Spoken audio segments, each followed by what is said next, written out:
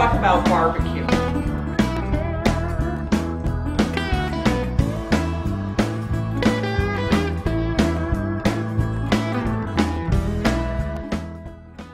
Let me just start with the killer fight in barbecue.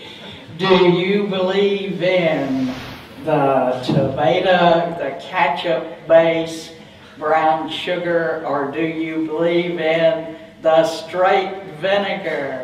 The North Carolina crew, they are straight vinegar and salt and pepper, and they think it's an outrage to do anything else.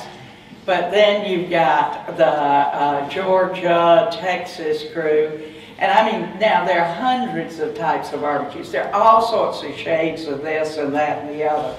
But these are the two big killer categories. My mother made the best barbecue sauce anywhere. I know everybody thinks they do, but this really is the best.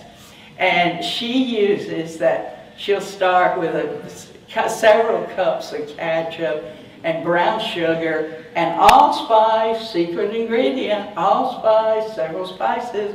But her real secret ingredient was she scrubbed a lemon and then she minced that thing up, peel and all, and threw that in the sauce and simmered it. And that barbecue sauce is just sensational. In terms of barbecuing, I mean, there's barbecue in terms of just making the sauce, but if we talk about grilling, there are lots of things that go on. I mean, we create a lot of flavors when we're cooking the food. And cooking the food over a grill really can create flavors. And I've heard people debate about, oh, you know, gas grills are absolutely fine. There are the purists that say nothing but charcoal, or you have to put the right kind of wood chips on top. And the reality is all of those things do make a difference. The fundamental is you've got heat there. And when you start heating the surface of the food, you get a browning reaction.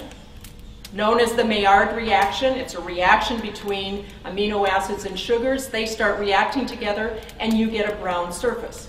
Now the additional thing that can happen, which is something that really isn't the best to happen, is if you cook it at too high a temperature or too long, you go not just the browning reaction, but you actually start burning it and charring it. Some people love that charred flavor. And actually, from a safety standpoint, is not really very good for you, because that when you burn it, you actually do form some carcinogens on the surface of the product. So that's one we'd like to try to stay away from.